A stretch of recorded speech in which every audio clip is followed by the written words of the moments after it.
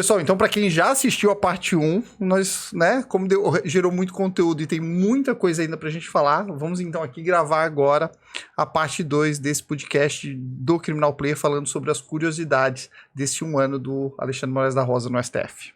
Alexandre, mas eu também acho legal, eu acho que assim, muitas passagens interessantes, mas eu ainda quero 2 temas que eu não quero deixar de pautar aqui, e eu gosto de marcar isso para também não deixar eu esquecer, assim, ó. Eu acho que a gente ainda tem a invasão, acho que é um tema muito legal, que eu quero falar sobre isso, mas eu também quero falar sobre decisões interessantes, assim. E nesse teu ano de STF, e que ano agitado, né? Eu acho que se fosse para escolher um ano para participar de coisas interessantes, eu acho que seria esse ano. Tivemos, por exemplo, vou citar aqui alguns que né, e é bom que eu pude contar com a galera do Criminal Player para me ajudar, mas assim, por exemplo, o HC do Lula, né, e os desdobramentos, né, como é que uma decisão dessa acontece, assim, o que tem de trabalho, de bastidores, de ler tudo isso, e outra, né, porque existiam muitos outros processos também correlatos. Eu acho que deve ser um grande desafio, né? Me fala um pouquinho de como é que foi isso, porque foi no gabinete de João Mendes, ele era relator de algum deles, não era? Foi. Esse julgamento foi antes de eu chegar no gabinete do ministro Gilmar. Ele foi um julgamento importante para a história do Brasil, em que se reconheceu no âmbito da segunda turma, e por isso que eu fiz aquela primeira informação, porque o Supremo decidiu que o ex-juiz Sérgio Moro era parcial. E foi uma decisão de turma, né? Foi uma decisão da segunda turma. E às vezes as pessoas podem observar, eu gostei da tua fala, porque eu acho que realmente ou o leigo, ou até um advogado que não está acostumado com o trâmite do STF, pode pensar que é um julgamento não do STF, que é um julgamento só da turma, né? E não é, né? Não, é um julgamento, a turma fala em nome do plenário, Exato. Então não caberia recurso. Então, nesse julgamento, a segunda turma reconhece que o então juiz Sérgio Moro não era parcial. Ou seja, o que é imparcialidade? De uma maneira muito simples. Aliás, não era imparcial, né? Não era imparcial, ele era parcial. Então, assim, o que é parcialidade? Tens interesse? Tu não é parcial, tu és parcial. Então, essa é a questão. Quando se verificou uma série de interesses, e aí a Vaza Jato depois mostrou aí... Exato, que eu não sei até que ponto tu pode ir numa fala dessa, mas eu acredito que tem nos autos, eu acho que tem nos autos, né? O que foi ali decisão baseada em trâmite processual e o quanto impactou, tudo é trâmite processual, eu sei que na prática, mas assim, e o quanto impactou as notícias, porque quando saiu a Vaza Jato, que vazou uma série de trocas de mensagem e tudo mais, se discutia muito do quanto aquilo poderia ser usado como prova, uma vez que supostamente é adquirida de forma temerária, né, digamos assim. Vamos lá. Então, isso é muito legal, né, Tiago? Por quê? O Estado democrático de direito pressupõe que alguém só possa ser condenado por um juiz imparcial, atendido o devido processo legal, que proíbe o uso de provas ilícitas. Veja que legal. Então, a estrutura tem várias outras garantias, mas essas são as básicas. Eu tenho um juiz imparcial, que aplica as regras de processo. Só vou tirar aqui um pouquinho da frente do teu rosto para garantir que a câmera está pegando bem. As regras de processo estão juiz imparcial, devido processo legal, e dentro do devido processo legal, abaixo um dos atributos é a proibição de prova ilícita. A partir de uma invasão até simples, né, que é a ideia do spoofing lá, que se passou pela identidade digital, houve o acesso as trocas de mensagem entre os procuradores da Lava Jato e o então juiz, que dava consulta, participava. Isso significava a perda da parcialidade, que já era sabida, mas que não se tinha evidências. Com aquilo, a defesa pede o quê? Eu tenho qualquer acusado, independentemente de ser Lula, João, Joaquim, José, tem direito a um juiz imparcial. Esse juiz está jogando junto com a acusação. Logo, ele não é imparcial. A partir dessa defesa, mas você vai dizer, mas a prova não é ilícita? A prova é ilícita para condenar. Para a defesa, você pode usar uma prova ilícita. Há uma exceção que a entidade prova ilícita, ela não vale para condenar, mas ela vale para absolver. Então, para o Lula, como ele era réu na ação, a prova da spoofing serviu para absolvê-lo, mas tanto que não serviu para punir Sérgio Moro. Sim. E nem os demais, porque todos eles praticaram várias condutas Que poderiam ser discutidas. Poderiam ser discutidas, mas para eles, contra eles, a prova não vale. Olha só que interessante. E eu até ia explorar isso, assim, mas tem uma matéria interessante aqui até de construção de prova, né? Deixa eu te perguntar, mas como que uma prova adquirida pelo meio ilícito é dita uma prova com qualidade mesmo para absorver? Por exemplo, a pessoa vai lá, invade um celular e consegue uma série de trocas de mensagens. Quem garantiu que essa troca de mensagens, elas, da forma como apareceu ao público, elas não foram editadas, cortadas para aparecer uma coisa diferente? Aí, né? Então, quem é que garante? Porque como é que eu vou fazer uma perícia de uma prova que foi adquirida ilegalmente? Isso é muito legal, porque quando a prova foi adquirida, existe a gente sabe melhor do que ninguém aqui, que dá para fazer aquisição dos dados. Ela pode acontecer de diversas maneiras e dentre elas preservando os históricos de toda a série histórica, né? E ali, quando se fez a investigação, se adquiriram os dados. E não se adquiriram só as imagens, se adquiriram os dados. E esses dados têm um laudo, isso é público, não é que eu tive lá no gabinete, em que a Polícia Federal atesta que são equivalentes aos dados contidos no Telegram. Então, assim, se tu tens 2, 3 mensagens, 5 mensagens, tu consegue fazê-la fake ou então criar. Mas naquele volume de mensagens e nas trocas com os metadados existentes ali, tinha que ser um trabalho para 2 vidas de gente que fizesse. Porque quando tu tens assim 50 mensagens trocando, oi, vem cá, aquilo tudo. E os próprios autores das trocas de mensagem, eles não foram tão veementes assim em negar, né? Claro que aqui a gente de repente está entrando num viés de debate, mas eu estou aqui resgatando posicionamentos. Eles obviamente contestaram muito a invasão, mas não contestaram muito publicamente o conteúdo. Não sei o quanto isso adiantaria, eles contestarem ou não, mas ficou meio que no âmbito do... Talvez seja verdade, a gente só vai discutir que foi ilegal. Agora, deixa eu aproveitar então esse debate que eu acho que para quem tá ouvindo é interessante, né?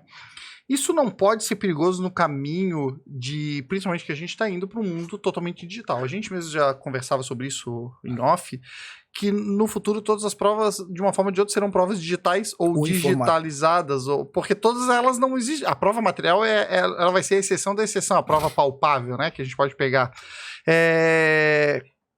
Isso não pode criar uma autorização, não uma autorização, mas assim, que pessoas podem se valer dessa possibilidade do uso de provas colhidas ilegalmente, ainda que para defesa, e isso gerar uma indústria de criar as provas.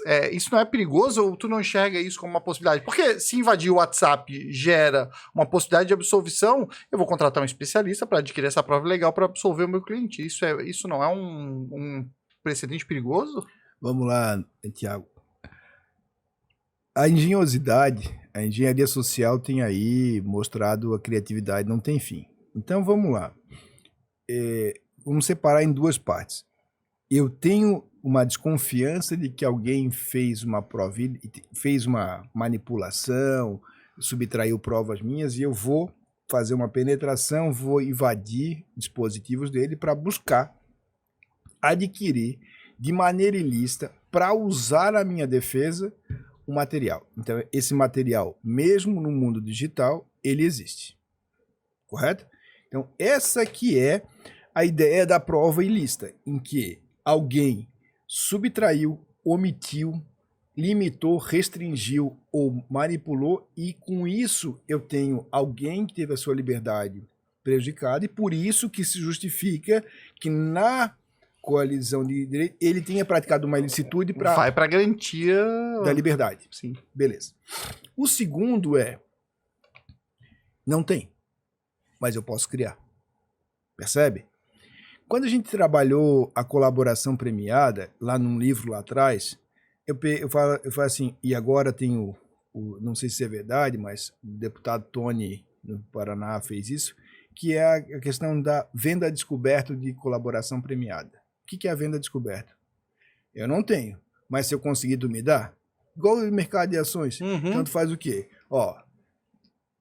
Se tu conseguires isso... Não é uma delação premiada, é uma investigação, uma investigação incentivada. Isso. Eu incentivo que tu investigue aí para me ajudar aqui. Se tu conseguires me trazer eu te dou... Então, assim, tu dá a meta. Então, esse é um segundo. Então, faz o quê? Uma prospecção. Aqui tu estás fazendo uma retrospecção. Aquela conduta já existiu no passado.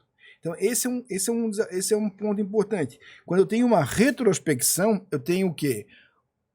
Eu fui vítima, ou estou sendo... Tem uma situação em que alguém fez uma coisa contra mim. Quando eu não tenho a coisa e eu crio, manipulo ou incentivo alguém a realizar essa descoberta, por assim dizer, aí temos um problema que não é só ético, mas é um problema significativo. Mas isso faz com que, se eu preciso criar isso a gente vê na colaboração premiada direto. Quantas e quantas pessoas foram delatadas e não tinham nada, mas precisava encher a cestinha. São centenas de absolvições no Supremo Tribunal Federal porque o cara disse A, B ou C, e o que ele tem de prova? Uma anotação na agenda. Então tu entrega dinheiro, tu entrega coisa... Por que não tem uma quebra de dados para poder saber se ligou, se não teve, um geofacing para saber se teve passivo, ativo, para saber se estava no mesmo local? Isso não é possível, metadados. Não, mas tem o quê? Tu tens uma agenda que eu me encontrei com ele, e ali não serve para nada. Mas isso enche uma cestinha que tu troca. É que, na verdade, toda prova ela tem que estar colaborada com o contexto dos autos e com outras coisas, né? Isso. Então, a corroboração, como tu falaste, é importante. Mas aqui, nesse caso da criação, imagina o seguinte, eu posso criar uma prova fake para despistar, para embaralhar, ou para criar uma situação pior, que é enlear gente importante. Então, hoje, do ponto de vista... Vamos imaginar assim, eu acho muito legal aqueles economistas que fizeram o Fig Economics, né, que eles dizem assim, bom, gosto muito dos dois, o economista e o jornalista, eles dizem assim, bom, se eu quiser causar o caos,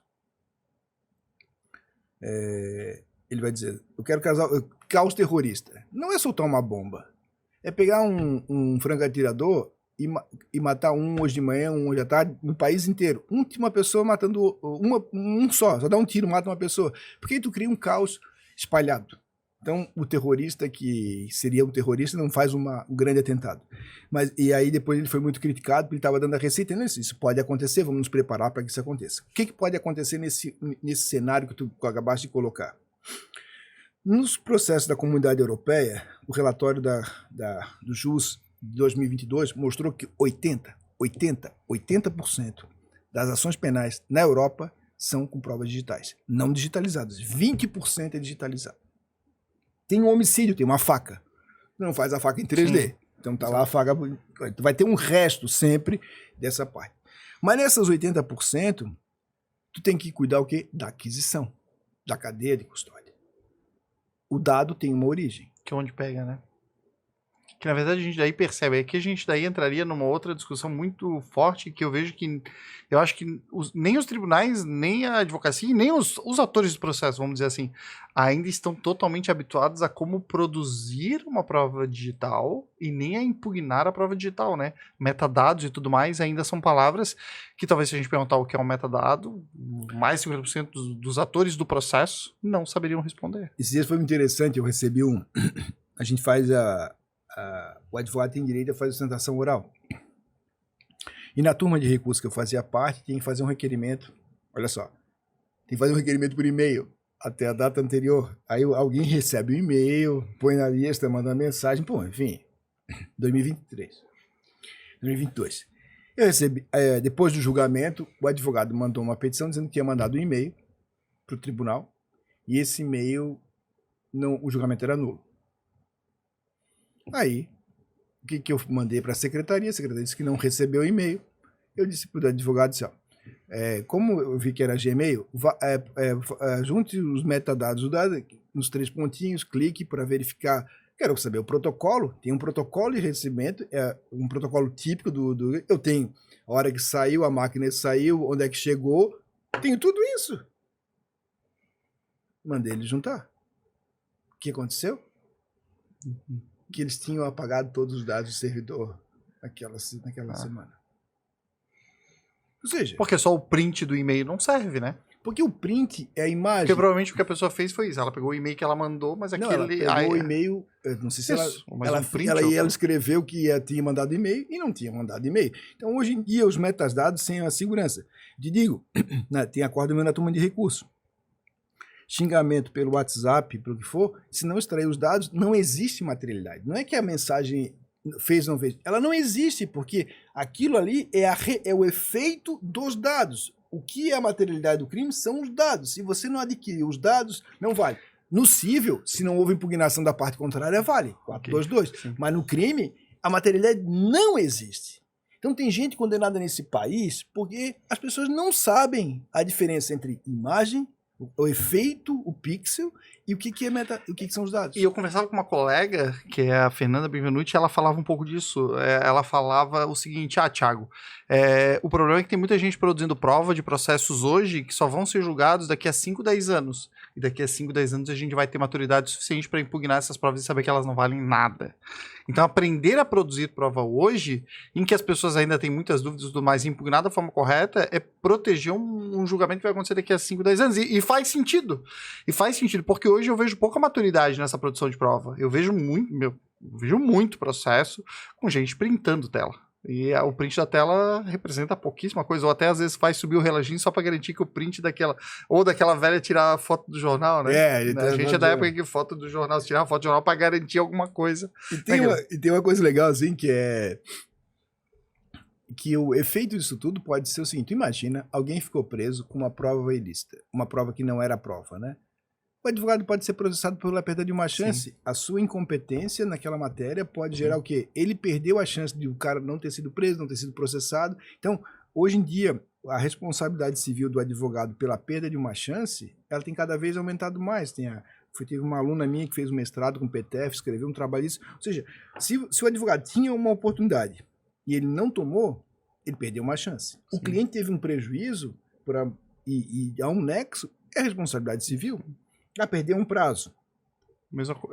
Depende se tinha prognóstico. Sim, mas é a mesma analogia. Mas num caso desse, em que o processo podia ter acabado 5 anos e acabou 5 anos depois, porque você não sabia que não podia impugnar, abre um espaço para uma responsabilização dessa ordem. Alexandre, mas nós temos que voltar lá para a HC do Lula, mas só deixa eu te questionar. Então vamos lá.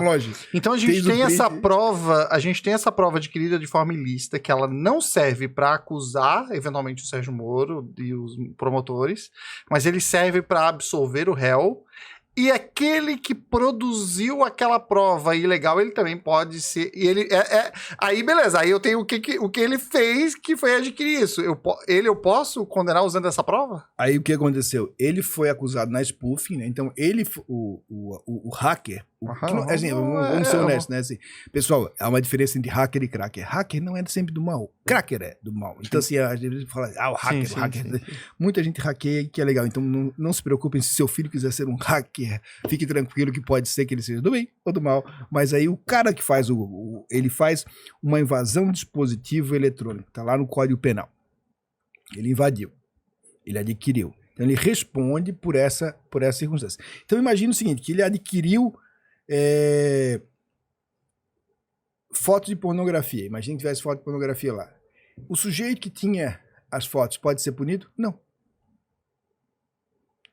Mas se esse sujeito que hackeou manda para outro, ele descobre que ali tem uma falcatrua que absolveria o sujeito, aquela prova vale para absolver. Então, depende da direção do produto do crime. Ele responde pelo crime, mas o produto do crime dele, os dados que ele adquiriu, se forem para absolver, servem. Se forem para condenar, não servem. Então, é nesse sentido. Não, dá uma discussão gigante aqui, mas a gente tá para falar do teu ano de STF. Então vamos voltar lá, porque vai dar um papo muito bom. Eu acho que esse papo da produção da prova dá outro conteúdo, viu? Dá.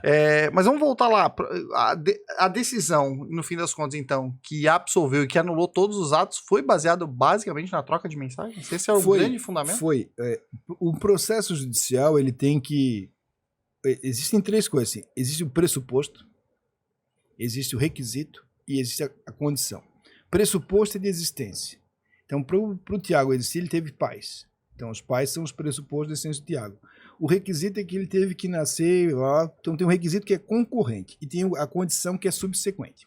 Muito bem. Para que um processo judicial possa acontecer, o pressuposto é um juiz imparcial. Se não tem um juiz imparcial, o processo não existe. Então, quando o Supremo reconhece que não havia juiz, o processo todo não existiu. Sim. Então, o Lula não foi nem absolvido nem condenado. O processo dele é inexistente do ponto de vista jurídico. Entendi. Ô, Alexandre, mas assim, ó, eu ainda quero, pra gente não perder aqui o tom e falar dessa decisão específica, eu quero falar do dia a dia. Porque eu imagino que uma decisão, a decisão escrita, aquilo que a gente conhece, o texto, ela vem depois da decisão ter sido tomada na cabeça do ministro Gilmar Mendes. Então, há uma construção, primeiro, da convicção. Eu leio todos os autos, crio uma convicção e depois é que sai. Como é esse debate dentro de um gabinete? O que tu pode falar, obviamente? Como é um debate desse gabinete? Porque essa decisão, como tu falou, essa pode ser uma das decisões mais históricas pro Brasil, porque significou uma quebra muito grande de uma série de certezas e acontecimentos que tinham e que marcaram a nossa política, né? Então aqui eu não tô falando em esquerda e direita, mas tô falando que é uma decisão marcante, independente da posição. Esse dia no gabinete de formação de convicção deve ser um dia muito... Porque chega uma hora que a gente toma essa decisão. Pessoal, vamos acabar com tudo que a gente conheceu e tudo que a gente soube de notícia de Lava Jato, de informações, disso, daquilo, de acontecimentos. Tudo aquilo, a partir de agora, a gente vai dizer como se nunca tivesse existido. É uma decisão poderosíssima, eu imagino, né? Como é que é o dia do gabinete antes disso sair para ser escrito?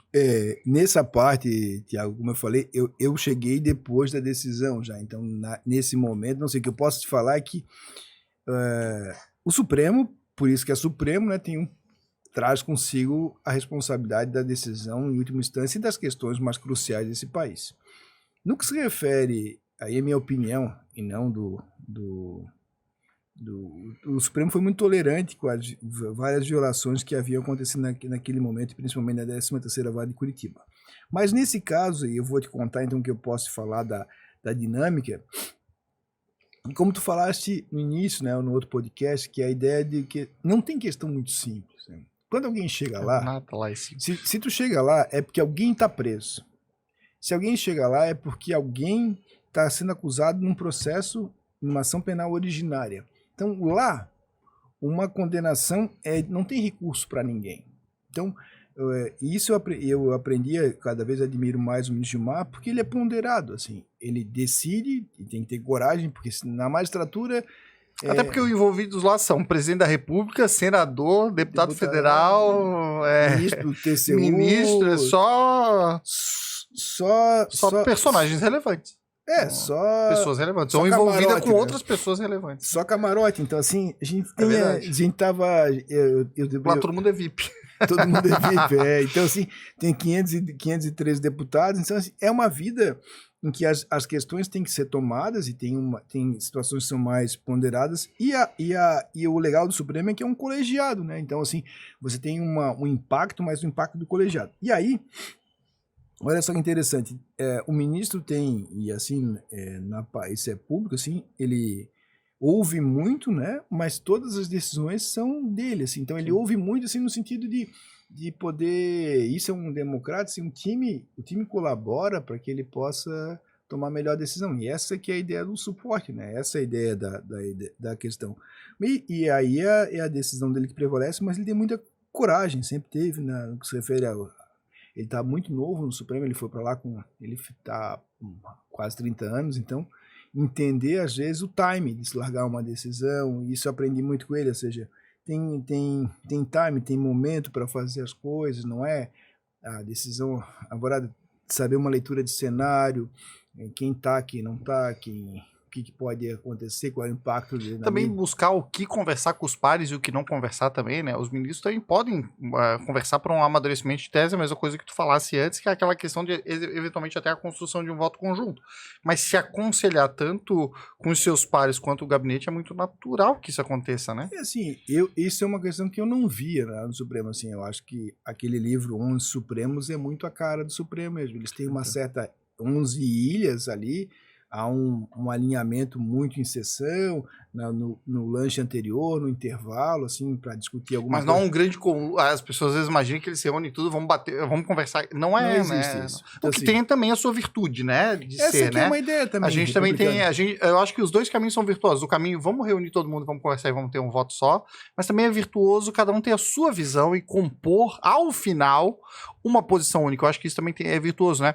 Mas, Alexandre, e no pacote anticrime, tu já estava no STF? Sim, aí no pacote anticrime foi porque agora. Foi outro... Porque essa lei, quando surge... Porque é mais uma lei que vem desse mundo de lava-jato e tudo mais. Essa lei veio também nessa esteira do que estava acontecendo no Brasil no momento, e vem o pacote anticrime, que se apoiava uma busca um pouquinho mais cuidadosa das questões criminais e tudo mais. Vem nesse movimento de Brasil, né? E aí, como é que foi a decisão do pacote anticrime? Bom, tem a decisão do pacote anticrime. Vamos lá, só para situar o nosso ouvinte. Exato, o pacote anticrime, né? O pacote anticrime surge que assim que o sujeito que sai da magistratura e vira ministro da Justiça, ele vem com uma grande questão de... que mais uma vez a gente tem o personagem do Sérgio Moro que exatamente fez isso. Sai da magistratura, veio e entra com o pacote anticrime como ministro da Justiça. O que ele quer? O pacote anticrime dele era tão bem preparado que não tinha nem exposição de motivos. Ou seja, ele pegou todas as decisões que ele não concordava do Supremo, botou no Código de Processo Penal para ele reformar as decisões do Supremo. Ele queria fazer isso. E além do que, tinha aquelas 10 medidas. Imagina se tivesse passado as 10 medidas, ele estaria onde hoje? Então, assim, a questão vem por aí. Ele faz isso. Aí tem uma questão muito legal. Quando vai para o parlamento conseguiu, nas comissões, passar coisa que eles não queriam. O juiz das garantias, por exemplo, ele não queria. E a bancada da qual eu faço parte, professor de processo penal, a gente conseguiu lá com um deputado aqui, deputado lá, e meteu o juiz das garantias. Ele não queria. Pelo contrário, ele queria acabar, flexibilizar com o juiz de garantias. E aí, o que acontece? Ele faz... Olha só que interessante. O juiz das garantias é aprovado na Câmara, vai para o Senado não põe para votação e faz a aprovação com acordo de líderes, nem plenário tem. Porque o acordo era que o então presidente vetasse. Só que o presidente é inteligente, ou pelo menos a teoria, os assessores disseram, não, isso é bom, porque isso dá mais amplitude para nós aqui, né? Sim. Tem uma história muito legal, e parênteses, né, que a Itália, na década de 80, tinha um ministro da Justiça que eles decidiram fazer um hotel, melhorar os presídios da Itália. E fizeram um hotel de luxo para presidiários com foro privilegiado. Aí perguntaram para ele assim, mas a Itália sem dinheiro para muita coisa, como é que o Estado constrói um presídio dessa magnitude, com esse conforto todo? Nunca se sabe o dia da manhã. Ele foi preso depois lá no presídio, então ele se preparou para ele. Então, aqui nessa história, tu tem assim, o juiz de garantias pode ser uma amplitude. Então, aprovou o juiz das garantias. Logo na sequência, o juiz das garantias significa uma quebra, Tiago, uma ruptura com o modelo inquisitório. O Brasil é uma ilha gigante inquisitória num oceano da América Latina acusatório. Basicamente significa, o processo é oral, o processo é em contraditório, o juiz não tem gestão da prova. Qual é o problema? Eu queria te falar, a gente antecipa, julga antes, convicção. Então o que se separa? O juiz, no Chile, cara, quando a gente esteve lá, olha só que legal. Eu chego para trabalhar hoje. Eu não sei qual é o processo que eu vou julgar. Eu não estudei o processo antes. Sabe por quê? Porque eu não tenho que fazer isso. Quem tem que fazer são as partes. Eu vou lá para julgar. O cara no Chile, em Santiago, ele chega para trabalhar, o juiz, ele não sabe o que vai ter, chega para trabalhar uma hora, vem um administrador judicial, ó, juiz Tiago Schultz, sala 3, acusado fulano tal, vítima fulano tal. Ele é um pouco daquilo que a gente vê nas séries de filmes, nas séries americanas, em que entra o juiz, apresentações orais, impugna daqui, defende dali, e vai dirigindo o processo muito mais nas sustentações orais. O juiz, ele faz o quê? Ele é o juiz do boxe. Golpe valeu, golpe não valeu, mas ele não dá soco. Ele não entra na partida. Porque é covardia. O juiz não pode dar soco, ele não pode fazer golpe, ele não pode ser curioso. Porque se o processo é de parte, o Estado paga para o Ministério Público uma parte artificial criada para isso. Quando se criou o Ministério Público, foi assim, ó, O juiz que acusa é parcial. Então vamos criar uma instituição. Quem é? Ministério Público. O Ministério Público faz parte do quê? Do Executivo, do Legislativo, do Judiciário, ninguém sabe. Então ele fica lá, ele está lá no meio de tudo isso. Ele faz parte por quê? Porque ele é uma entidade artificial criada para criar os meios de uma imparcialidade. Beleza? Então, de um lado a acusação, do outro a defesa. Como é que é no filme americano? Os dois na frente. Sim, no Brasil, pela instituição inquisitória, o Ministério Público está ali no cangote, ele está no cantinho. Não dá. O cara tem que sentar na frente. Mas o Supremo disse que não tem problema nenhum. E até tempo atrás tinha um gabinete do lado. Isso. Então é isso aí. Aí dá no que dá. Enfim. Bom, essa é a primeira estrutura. Então, com o juiz das garantias, a grande ideia era uma separação funcional. Quem atua, são duas fases no processo, apuração e julgamento. Quem atua nessa, não atua nessa, como é no Chile. O juiz das garantias no Chile, ele faz prisão cautelar, audiência de custódia, defere cautelares e faz o quê? Recebe a denúncia. Ele diz, a justa causa, vai para o julgamento. Esse juiz do julgamento não recebe os autos. Não tem autos. No dia do julgamento, o cara chega, o Ministério Público levanta, a tese é essa, a acusação é essa. Apresenta a acusação. A defesa apresenta o que eles chamam, né, da teoria do caso inicial. Qual é a tese da defesa? É essa. Não houve o crime, é inocente, beleza. Prova. O Ministério Público me mandou intimar, ele traz as testemunhas, ouve essas testemunhas, de um lado e do outro, alegações finais, tudo oral, nada escrito, juntar, tem prova aqui, tem uma perícia, junta ali, dá para o juiz. Ele não tem uns autos para ficar lendo, ele vai juntar as provas que forem apresentadas ali, contraditadas pela outra, porque também tem uma coisa legal, cara. No processo acusatório, eu junto essa perícia. Defesa impugna. Defesa não vem com aquele blá blá blá. A defesa só impugna quando é sério. A mesma coisa que eu junto esse documento, só vai impugnar se for sério. Então, esse trabalho é um trabalho que quando chega para o juiz julgar, e normalmente são 3 ou 1 juiz, ele teve uma cognição imediata, oral, sobre aquele caso, naquele momento. Ele não está contaminado porque ele deferiu a prisão, ele leu os autos, ou ele recebeu a denúncia. E por que eu fiz tudo isso? Esse é o modelo acusatório. O Chile colocou o juiz para a rua. O Brasil fez uma gambiarra. O Supremo Tribunal Federal disse que quem recebe a denúncia é o juiz de julgamento. Aí ele vai ler tudo. Então, essa ruptura com uma mentalidade inquisitória, como o Jacinto Nelson Miranda Coutinho fala lá no Observatório da Mentalidade Inquisitória, é o grande problema. Porque quando o Supremo Tribunal Federal reconheceu a constitucionalidade do juiz das garantias, mas manteve a estrutura de recebimento da denúncia, aí trocou 6 meia dúzia. Exato.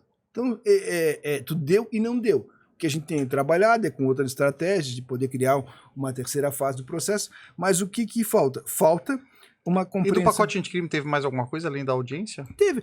O Congresso Nacional já mandou 2 vezes que o juiz que declara a prova ilícita não pode julgar. É assim. Estás vendo esse óculos? Tá. Agora esse óculos é lícito. Nunca existiu. Entendi.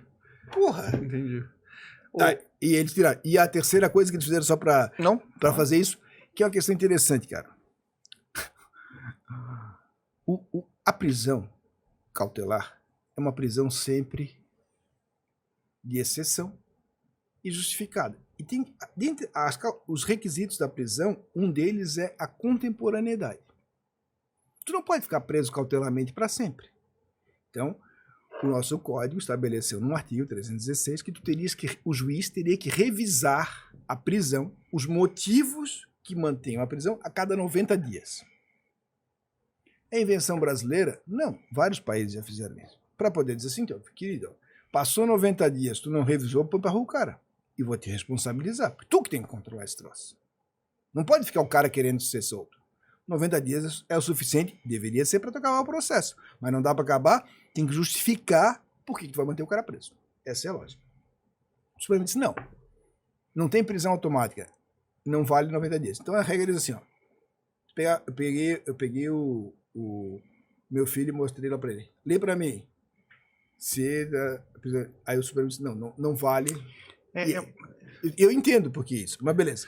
Sabe por que eu estou falando isso, cara? Porque essa regra ela foi entendida que não tem alta aplicabilidade. É mais ou menos assim, você tem o direito, mas não tem a garantia, que torna o que uma falácia.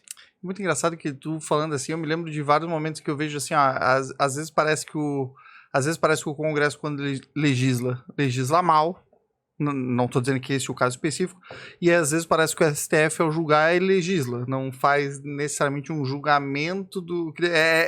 Só claro que aqui a gente acaba indo por uma discussão grande dessa harmonia entre os poderes, mas é um caso de...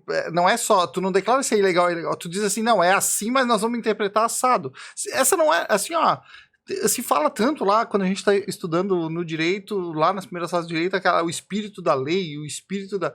Não é isso que o legislador queria. Assim, ó, não tem como pegar uma lei, essa é a leitura que tem que ser dada da lei, porque absolutamente não era isso nem de perto que o legislador queria. Então, assim, ó, ou é ilegal, se tivesse um grande debate, etc., mas não tem... Não é o espírito da lei, não é pra isso que ela foi feita. Mas aí eu sei que é uma discussão gigante, né? Só pra poder dizer assim, ó, pra poder dizer, tem uma coisa chamada, que os espanhóis inventaram, que é o fator Julia Roberts. A Julia Roberts. E foi os espanhóis que inventaram. Foi. Eles inventaram isso lá dizendo assim, sabe aquele filme que é da Eric Brockovich, um negócio assim? Erin Brockovich, Ela é aluna do curso de Direito. Penal. E aí o caso cível de indenização de questões relacionadas à contaminação da água. Isso. Mas ela vai na aula do professor e o professor de direito está falando sobre um caso americano em que havia relações homossexuais e que a Corte Constitucional na época declarou que era crime. E ela levanta a mão e diz assim, a Corte Suprema está errada. Então, os espanhóis aproveitaram essa fala do filme para criar o fator Julia Roberts, dizer que assim, o fato da Corte Suprema decidir não significa que ela está certa. Significa que ela errou por último. É uma forma de enxergar. E aí você deu um olhinho chamando de fator Julia Roberts. Então, quando tu fala que a Corte Suprema fez isso, você imagina a situação do quê? Você imagina que agora o Thiago tem uma empresa de tecnologia, ele chama um americano para vir morar no Brasil. Aí o americano é um cara cioso, responsável, quer fazer o seu compliance, vai lá e compra um código civil, um código penal, um código de processo civil, um código de processo penal. Aí, ele tem uma presunção, constitucionalidade da lei. Então a lei pode ser constitucional ou pode ser inconstitucional. Ele não tem uma terceira opção, porque não é lógico, a coisa é ou a coisa não é. Então ele vai lá, imagina uma... Não explicaram para ele a interpretação conforme. Aí tu imagina o que é um... Imagina a tradução disso, já ia dar... Só para explicar isso aí, já ia dar caos. Tu imagina como é que é um americano ou alguém que queira... Porque o cara é surpreendido. A regra que está votada pelo parlamento, ela não é constitucional nem constitucional. Nós demos uma nova redação, sabe o que é pior? Ela não está no código. Está no meio de uma decisão lá, de um acórdão. Então, assim, do ponto de vista... E o próprio Congresso não adequa, né? Diz assim, olha, a nossa Suprema Corte disse que isso é legal, então vamos adequar aqui, isso nem existe, né? Ninguém tá nem aí então, pra tu essa imagina... organização sistemática. Né? Então, assim, eu te imagino um professor, porque o aluno que tá, o desavisado, chega lá e diz assim, não, vou ler aqui o Código de Processo Penal, artigo 3º, tá. Não, mas aqui o Supremo deu interpretação conforme. Não, ele deu emenda de redação. Porque o texto, onde se lê tal coisa, tem que se ler tal coisa. A interpretação conforme é só então, o nome assim, bonito de dizer, né? Como professor de processo penal, esse é meu desafio hoje, assim, porque eu não tenho... Então, que se diga, vamos dar a interpretação conforme... Tem a lei que vale. Então, no Brasil tem a lei que vale, a lei que não vale, e ainda tem a lei com interpretação conforme. Então, assim, eu até falar assim, faz o seguinte, então, quando decidir, já manda, embaixo da declaração, dá uma nova redação pro texto de lei, porque aí tu resolve o problema, porque tu imagina, o cara que venha pro Brasil e tem a boa fé de ler o texto da lei, e como tu disse, não tem outro espaço de interpretação, mas não, a Corte Suprema Brasileira entende onde está dito que quem recebe é o juiz de garantias, deve ser lido quem recebe é o juiz de instrução. Então mudou o agente. Olha, gente, só ainda mantendo nessa... Tu tá falando dessa de juiz, acusa daqui, dali, e aí eu penso no STF, essa questão de juiz. Vocês no STF chegam a fazer audiência? Existe audiência no STF? Então, porque se o processo é originado no STF, eu faço audiência e o ministro é que preside? Isso é bem interessante. Essa que é a função do juiz instrutor. O ministro é o relator e julga, mas os atos instrutórios, ele pode delegar, ele poderia delegar para mim, realizar despacho no processo, toda a instrução e julgamento, eu mesmo como juiz instrutor, fiz audiência no Supremo, então o Supremo tem salas de audiência, então tu podes realizar audiências lá na sala, requisita a sala, ou pode realizar na comarca, por exemplo, São Paulo. Para São Paulo, reserva na Justiça Estadual ou Federal, marca a audiência, intima as partes e eles vão lá. Então, essa gestão, porque tu não tem como trazer as testemunhas de São Paulo para fazer todas ali. Pode fazer por videoconferência e também usa a sala lá embaixo. Então, a minha função como juiz instrutor era de realizar os atos instrutórios dos processos originários ali e também das tradições. O Supremo tem a competência para a extradição, que é quando os países pedem um encaminhamento de alguém que foi condenado ou processado em outro país. Essa também era a minha função. Entendi. E na extradição, existe um primeiro... Quando a gente fala de prisão cautelar, é porque existe algum motivo cautelar do 312. Na extradição, a prisão é o primeiro momento, não tem motivo cautelar. Por quê? Porque se o sujeito já fugiu do país dele, ele está aqui, a primeira coisa é aprender, porque senão ele vai fugir de novo. Então existe uma prisão cautelar. Só que essa prisão cautelar tem audiência de custódia. E essa é uma atribuição do juiz instrutor. Isso. No caso era o cargo que tu estavas ocupando. Isso. O ministro não pode fazer, ele pode, não é proibido que ele faça audiência, não, mas normalmente delega. Ele delega porque também eles têm sessão. Porque já não tem nada para fazer, né? Poxa, eles têm sessão terça, quarta e quinta, regularmente, então assim, e são sessões... mais o plenário virtual, não vamos esquecer, né? E que mais o plenário virtual, mais 8 dias à disposição. E cara, o plenário virtual acaba sexta-feira, às 11 da noite, assim, e aí tu falasse disso, mas tem assim, alguma história assim de... Às vezes o plenário virtual vai acontecendo, não consegue despachar com o ministro, vai o dia a dia e vai e tal. Então, sexta-feira é o dia que acabam se fechando os votos, né? Então, assim, eu fico imaginando os advogados, porque às vezes está 1-0, aí vira 1-1, 2-2, 3-2. É um jogo de 5 dias. E assim, um jogo de 5 dias. São 8 dias. Um jogo de 8 dias, é verdade. Aí tu vai assim, e quando vira, já teve caso de virar, tá 11 horas da noite virou um julgamento. Então, liga assim, pro cliente, pô, nem liga, só segunda, eu vou dormir com essa. Não, e sabe o que é legal? Porque como o julgamento é online, se tu deixar a tua página aberta, tu consegue acompanhar no F5 ali, tu vai acompanhando em tempo real. Então... É muito interessante essa dimensão dos julgamentos e que eles acontecem. Essa do plenário é muito isso. Ô, Alexandre, eu tenho mais 327 decisões interessantes que aconteceram nesse 1 ano que tu teve lá no STF, mas eu acho que a gente não vai conseguir tratar de todos aqui. Eu acho que vai ser tema para mais um podcast. Se o pessoal do Criminal Player me chamar de novo, eu venho gravar. Mas vamos falar desse caso que eu acho que também foi muito marcante. Eu acho que isso fica até para gravação de posteridade, assim, ó.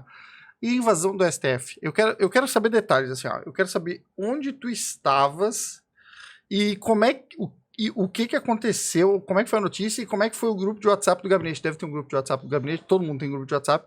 Como é que foi isso, assim, ó, imaginar que o Supremo tá invadido e tu não tem nem local para ir trabalhar, e onde é que estava o ministro, e para onde foram, e como é que tudo parou, continuou, e como é que foi a gestão de crise? Eu quero que me conte o que tu podes e o que tu sabes desse dia, assim, ó, da hora que começou. Isso foi assim, a gente trabalhava lá, eu trabalhava no Anexo 2, então, acompanhando pela televisão, a gente via aquela movimentação próxima. E quando o Supremo é invadido, pelo menos o prédio histórico, né, gera uma angústia muito grande, afinal de contas, o que vai sobrar disso tudo, né?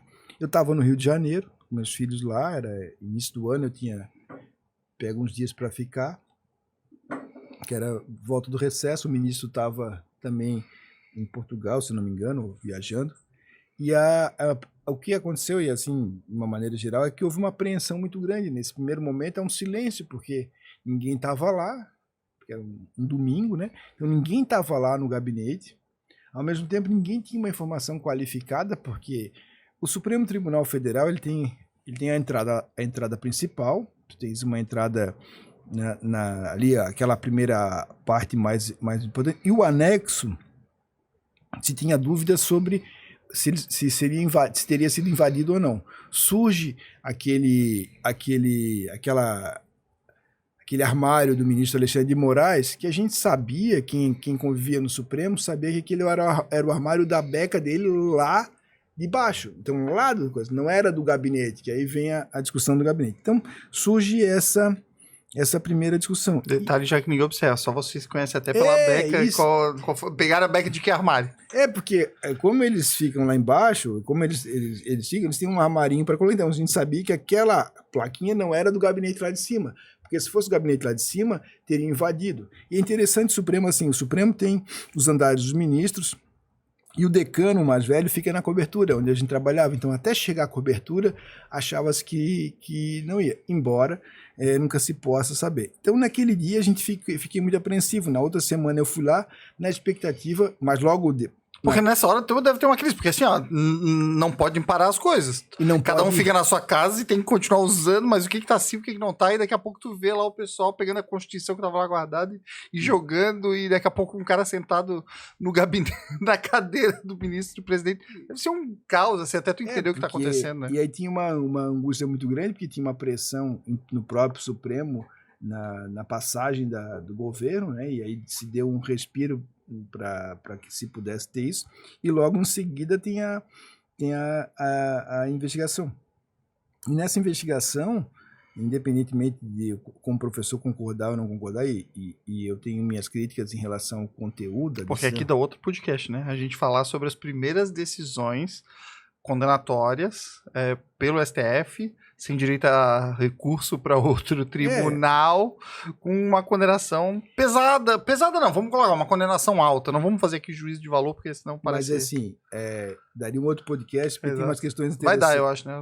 Tem umas questões interessantes, assim, para mostrar a passagem da Lei de Segurança Nacional para essa lei nova, porque que... Aproveitar um pouquinho de uma lei, um pouquinho da outra e fazer uma condenação dupla. Por isso Enfim, mas daí eu acho que a gente... as críticas teóricas da qual... Vamos deixar que o pessoal que tá mas só uma coisa vai pedir pra gente só uma questão assim que eu até no meu livro novo eu coloco na introdução, dizendo que o livro que vai sair em 2024, aí, sobre o Código de Processo Criminal, que existe um regime de análise do Código de Processo Penal e outro com a partir da democracia defensiva, que é o que eu acho que o Supremo fez. Então, além de que você olha para o mesmo objeto, ela dá nuances diferentes, ou seja, cores diferentes. Mas, se tu aceitares, está convidado, a gente vem conversar sobre... Acho que eu vou virar habituê aqui no Criminal. Tu és host agora. Assim, é verdade, vou assumir. Imagina, com essas duas sumidades que estavam aqui antes, eu não posso nem me atrever a tal. Mas deixa eu te perguntar, assim, ó, pra gente caminhar para o encerramento, infelizmente, assim... Desse um ano, o que mais te marcou, assim, ó, qual foi o fato, acontecimento, momento que tu, assim, meu Deus, isso é muito diferente do que eu imaginei, eu não tinha cogitado isso. Tem algum fato marcante aí que tu acha que vale a pena registrar nesse um ano? Cara, assim, ó, o mais eu nunca trabalhei tanto na minha vida, nunca trabalhei tanto na minha vida, e nunca... É muita coisa com responsabilidade imensa, porque tu erra alguma coisa, fica para todo sempre, é um erro no... E eu tive uma limitação que eu estava com... Em janeiro de 2023, eu era míope e eu tinha 3 graus. E eu fui fazer um óculos novo, esse óculos diferente aqui, e a minha miopia estava em 9. E fui fazer uma consulta lá em Ipanema e a médica disse, ó, estás com catarata. E ela disse, estás com 9 graus, tens que operar urgente. E eu não podia deixar o menino na mão. Só que em julho eu já não enxergava nada. Eu tinha que olhar de lado do computador porque eu tinha uma catarata, eu já estava horrível. Então, a minha maior angústia, assim... O corpo cobrou o preço. Foi querer trabalhar e ter, assim, desespero, porque eu não enxergava o que estava na tela. Eu imagino a pressão, assim, tu falasse coisas que eu talvez não tenha parado para pensar antes. Assim, ó, imagina como seria, mesmo nos gabinetes que tu passou aqui, se tu soubesse que todas as decisões vão parar na imprensa, que todas as decisões vão repercutir nacionalmente. Será que todas as decisões seriam da mesma forma? Eu não digo nem, mas assim, ó, o conteúdo, a construção, a responsabilidade é algo gigantesco.